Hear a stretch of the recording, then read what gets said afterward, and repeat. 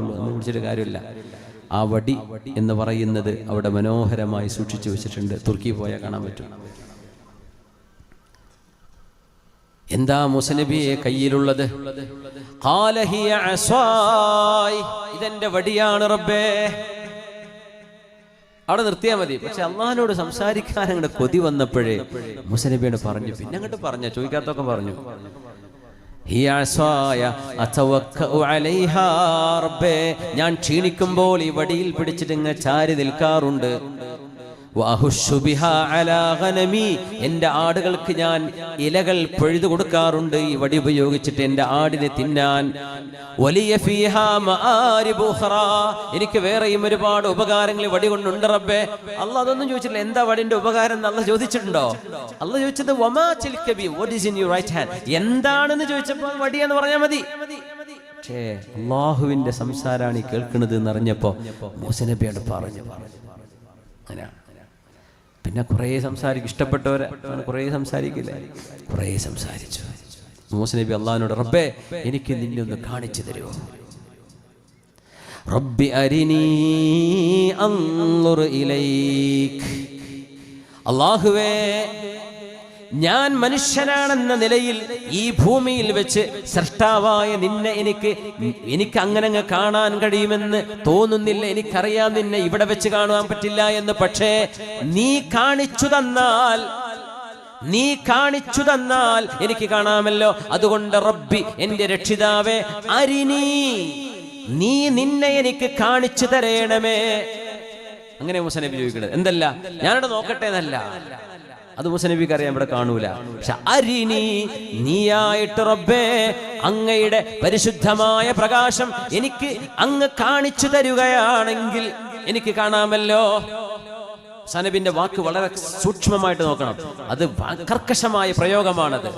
എന്തേ? നീ കാണിച്ചു തരണം റബ്ബേ, അല്ലാതെ എന്നെ കാണാൻ പറ്റൂല. അൻളുർ ഇലൈക്, നിന്നിലേക്ക് എനിക്കൊന്ന് നോക്കാനാണ്, എനിക്കൊന്ന് കാണിച്ചു തരണേ. അല്ലാഹുവിന്റെ മറുപടി എന്താണ്?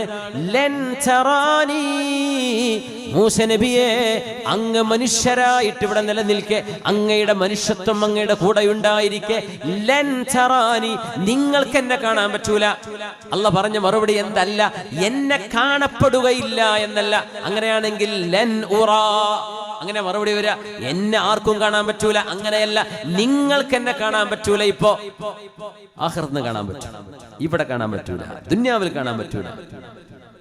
എന്നാലും മൂസ നബി അലൈഹിസ്സലാം ചോദിച്ചു, അല്ലാഹുവേ ഒന്ന് കാണിച്ചു തരുമോ, ഒന്ന് കാണിച്ചു തരുമോ? വാശി പിടിച്ചു മൂസ നബി അലൈഹിസ്സലാം. അപ്പൊ അല്ലാഹുവിന്റെ മറുപടി ദാ, ജബലുദ്ദക്ക, ആ പർവ്വതത്തിലേക്ക് നോക്ക്. മൂസ നബി നോക്കിക്കൊണ്ടിരിക്കുകയാണ്. ഫൻദുർ ഇലൽ ജബൽ, ആ പർവ്വതത്തിലേക്ക് നോക്കിക്കോളൂ. ഫഇൻ ഇസ്തഖറ മകാനഹു ഫസൗഫ തറാനി, ആ പർവ്വതം അവിടെ തന്നെ നിലനിൽക്കുകയാണെങ്കിൽ, അനങ്ങാതെ ആ പർവ്വതം അവിടെ നിൽക്കുകയാണെങ്കിൽ നിങ്ങൾക്ക് എന്നെ കാണാൻ പറ്റും. മൂസ നബിയെ, നിങ്ങളുടെ ശരീരത്തെക്കാൾ എത്ര ഉറപ്പുള്ളതാണ് ഒരു മല എന്ന് പറയുന്നത്. ഈ കുന്ന് നമ്മളെക്കാട്ടും ഉറപ്പുള്ളല്ലേ? നമ്മളിപ്പോ കാറ്റടിച്ചാ പാറും, കുന്ന് പാറൂല.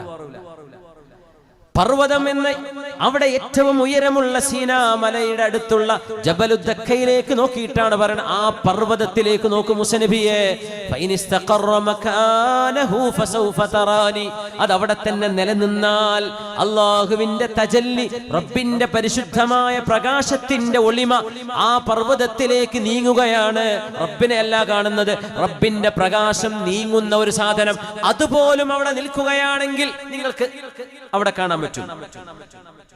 فلما تجلى ربه للجبل جعله دكا وخر موسى صعقا.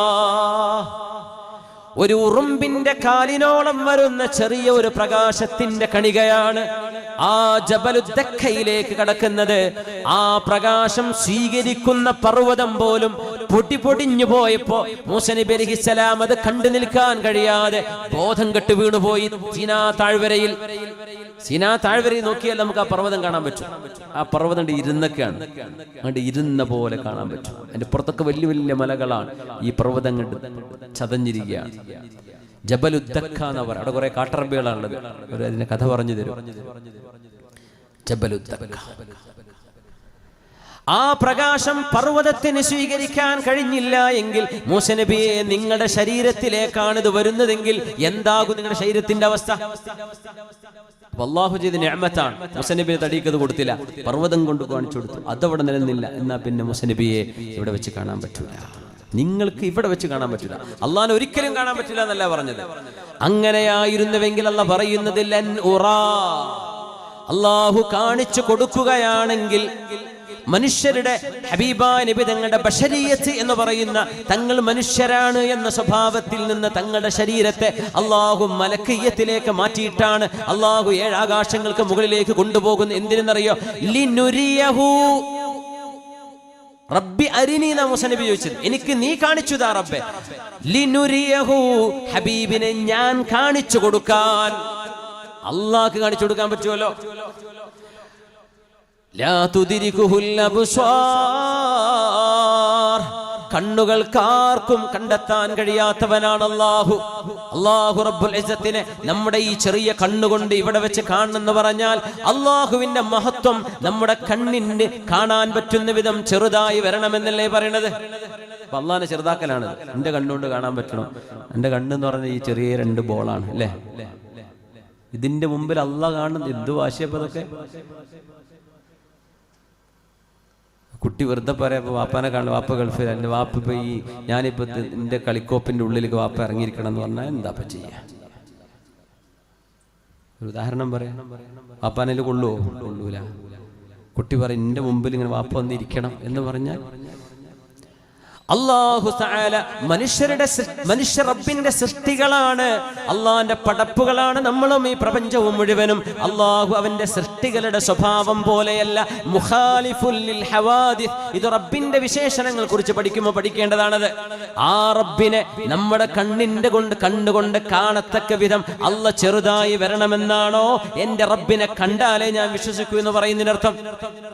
ഇതെങ്ങനെയെന്നറിയോ? ഈ ബിൽഡിങ്ങിന്റെ വേറെ ഏതോ ബിൽഡിങ്ങിന്റെ മുകളിൽ നിന്ന് തീ കത്തിയിട്ട് പുക ഉയരുന്നുണ്ടോ എന്ന് സങ്കല്പിക്കുക. കറുത്ത പുക വരുന്നുണ്ട് ഒരു ബിൽഡിങ്ങിന്റെ മുകളിൽ നിന്ന്. അപ്പൊ നമ്മള് കാണുമ്പോ തന്നെ പറയും അതാ അവിടെ തീ പിടിച്ചിട്ടുണ്ട്, പുക പോകുന്ന കാണുന്നുണ്ട്. സംഗതി നടക്കുന്ന കീഴ്ശ്ശേരിയിലായിരിക്കാം, അല്ലെങ്കിൽ അരീക്കോട് അങ്ങാടിയിലായിരിക്കാം. പക്ഷെ നമ്മൾ പുക കാണുമ്പോ അവിടെ തീ പിടിച്ചിട്ടുണ്ട്. അപ്പൊ ഒരുത്തം വരെ അത് വെറും പുകയാണ്, അതിന് തീയൊന്നും ഉണ്ടാവില്ല, വെറുതെ ഉണ്ടായതാണ് എന്ന് പറഞ്ഞാൽ എന്താ അവസ്ഥ? അതാണ് ഈ പ്രപഞ്ചം മുഴുവന് മുമ്പിലുണ്ടായിരിക്കെ ഇതിനൊരു പടച്ചോൻ ഇല്ല എന്ന് പറയുന്നതിന്റെ മൗഢ്യം. അപ്പം പറയാം ഞാൻ കാണില്ലല്ലോ തീ, അവനെ പിടിച്ച് കൊണ്ടേ കാണിച്ചു കൊടുത്താൽ അവന് ബോധ്യപ്പെടും. ഇവിടുന്ന് കണ്ട അവന് തിരിയുന്നില്ല. അങ്ങനത്തെ മനുഷ്യന് ബുദ്ധി ഉണ്ടെന്നോ ഇല്ലാന്നോ